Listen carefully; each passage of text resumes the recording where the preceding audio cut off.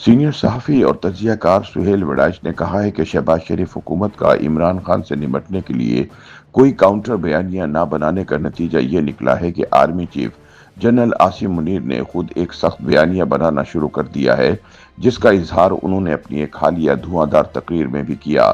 روزنامہ جنگ کے لیے تحریر کردہ اپنے کالم میں سہیل وڑائچ نے 3 کردار تخلیق کیے ہیں، جن میں پہلا چیتا ہے یعنی عمران خان، دوسرا کردار ببر شیر ہے یعنی آرمی چیف، جبکہ تیسرا کردار چھوٹا شیر ہے یعنی شہباز شریف۔ سہیل وڑائچ لکھتے ہیں کہ بالآخر وہی ہوا جس کی توقع کی جا رہی تھی۔ پنجرے میں بند چیتے کے زہریلے بیانیے کا کوئی سیاسی توڑ نہیں ہو رہا تھا۔ چھوٹا شیر صرف معاشی بہتری کے بیانیے کے زور پر چیتے کو بے اثر کرنا چاہتا تھا۔ سیاسی بیانیے کی کمزوری چھوٹے شیر کی سیاسی گرفت کے راستے میں بڑی رکاوٹ بن چکی تھی، اور یہ خلا چھوٹے شیر کی حکومت اور حیثیت کے لیے خطرناک ہوتا جا رہا تھا۔ لہٰذا اب ببر شیر ایک طاقتور بیانیے کے ساتھ دھاڑتے ہوئے چیتے کے سامنے آ کھڑا ہوا ہے۔ ببر شیر ہی چھوٹے شیر کا سہارا اور مضبوط ترین بازو ہے، لیکن ببر شیر کی توجہ صرف خاکی کچھار پر ہی ہے۔ خاکی کچھار کا مکین ببر شیر کھلے عام جنگل میں کم ہی دکھائی دیتا ہے۔ وہ بیان بازی اور ملنے ملانے پر یقین نہیں رکھتا۔ اسے تعلقات عامہ اور سیاسی ڈائیلاگ سے بھی پرہیز ہے، لیکن اسلام آباد کے اوورسیز کنونشن میں ببر شیر کی تقریر جوشیلی، جذباتی اور حب الوطنی سے بھرپور تھی۔ اس کا عزم اور ارادہ اس کے انگ انگ سے جھلک رہا تھا۔ خاکی وردی میں ملبوس ببر شیر نے نہ صرف دہشت گردوں کے خلاف کھلی جنگ کا اعلان کیا، بلکہ 3 برس کے اندر پاکستان کے 125 ارب ڈالرز کے قرضے اتارنے کا وعدہ کر کے ایک نئی امید بھی پیدا کر دی۔ سہیل وڑائچ کہتے ہیں کہ ویسے تو پہلے بھی اس ملک میں صرف 2 ہی اصل فریق تھے، یعنی چیتا اور ببر شیر، لہذا چھوٹا شیر اور پپلی ہاتھی ببر شیر کے پیچھے چھپے ہوئے ہیں۔ گویا اب اصلی فریق ببر شیر پوری طاقت، جوش اور جذبے کے ساتھ سامنے آ چکا ہے، یعنی اب دونوں اصلی فریقوں کے درمیان جنگ کا اعلان ہو چکا ہے۔ اتحادی چیتے کے ہوں یا ببر شیر کے، وہ آہستہ آہستہ غیر متعلق ہوتے جا رہے ہیں۔ سینئر صحافی کا کہنا ہے کہ ماضی کی تاریخ ہی مستقبل کو سمجھنے میں مدد دیتی ہے۔ جنرل ضیاء الحق نے مارشل لا لگایا تو قومی اتحاد سے مدد مانگی۔ ضیاء نے بھٹو کی پھانسی تک، یعنی 2 سال تک قومی اتحاد کے ناز نخرے برداشت کیے۔ اس نے انہیں کابینہ میں بھی شامل کیا، لیکن بھٹو کو پھانسی دینے کے بعد جنرل ضیاء کو قومی اتحاد کی سیاسی حمایت کی ضرورت نہ رہی، کیونکہ ضیاء خود بھٹو مخالفوں اور پیپلز پارٹی کے دشمنوں کا محبوب لیڈر بن چکا تھا۔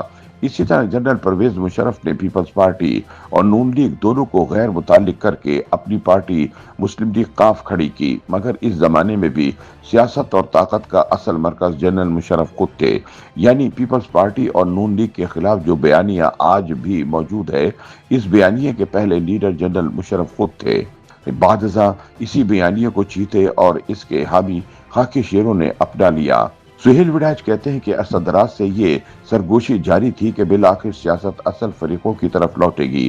چیتے کی سیاست کا توڑ ڈھونڈنے کا کریڈٹ چونکہ صرف ببر شیر کو جاتا ہے، لہٰذا اس کارنامے پر کامیابی کے ہار بھی اسی کے گلے میں ہی پڑیں گے۔ ببر شیر کے دہاڑنے سے نہ صرف دہشت گردوں کی امیدوں پر اوس پڑ گئی، بلکہ سیاسی بونے بھی لرز گئے۔ دوسری طرف چیتے کی ضد ہے کہ مخالف چڑیا اور طوطے چہچہانے لگیں۔ ایسے میں شرارتی بندر اور چالاک لومڑ کہاں چپ بیٹھنے والے تھے، وہ بھی میدان میں آ گئے۔ اس دوران مایوس چچوندر نے چھوٹے شیر کو یہ چورن بیچنے کی کوشش کرتے ہوئے کہا کہ آپ کا قد کم ہو گیا ہے۔ لومڑ نے بھی ببر شیر اور چھوٹے شیر کو آپس میں لڑانے کی کوشش کر دی۔ ایسے میں اگر واقعی ان دونوں کی لڑائی ہو گئی تو چیتے کا راستہ ہموار ہو جائے گا۔ جنگل کے بندر نے بھی یہ ڈھول بجانا شروع کر دیا کہ یہاں کوئی آئینی بندوبست نہیں، بلکہ مارشل لا لگانے والا ہی ملک سنبھالے گا۔ تاہم ببر شیر نے وضاحت کی کہ پاکستان کو ہارڈ اسٹیٹ بنانے کا مطلب مارشل لا لگانا نہیں، بلکہ ریاست کی رٹ بحال کرنا ہے۔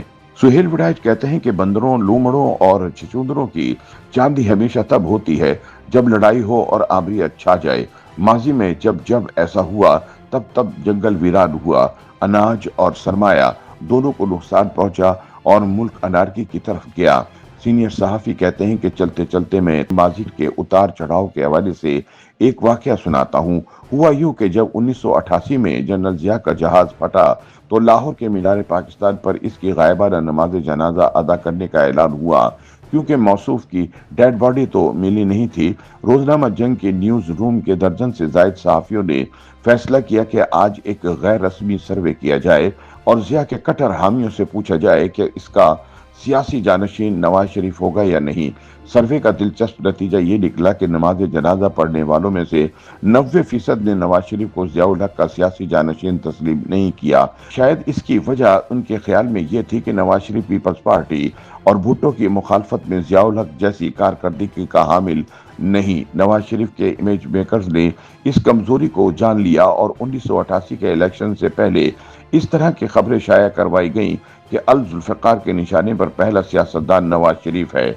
नवाज शरीफ अपने दोनों बेटों को फौजी बनाएंगे। नवाज शरीफ मेड इन पाकिस्तान है और Benazir Bhutto darling of waste हैं। ऐसी खबरों की मुसलसल इशाअत ने राय आमा पर जबरदस्त असर डाला और बजाय ज़िया के बेटे एजाजुल हक के भुट्टो मुखालिफ लोगों के लीडर नवाज शरीफ बन गए। फिर कई बरस नवाज शरीफ खुद को ज़िया का सियासी वारिस करार देकर पीपल्स पार्टी मुखालिफ वोट बैंक पर फतहयाब होते रहे।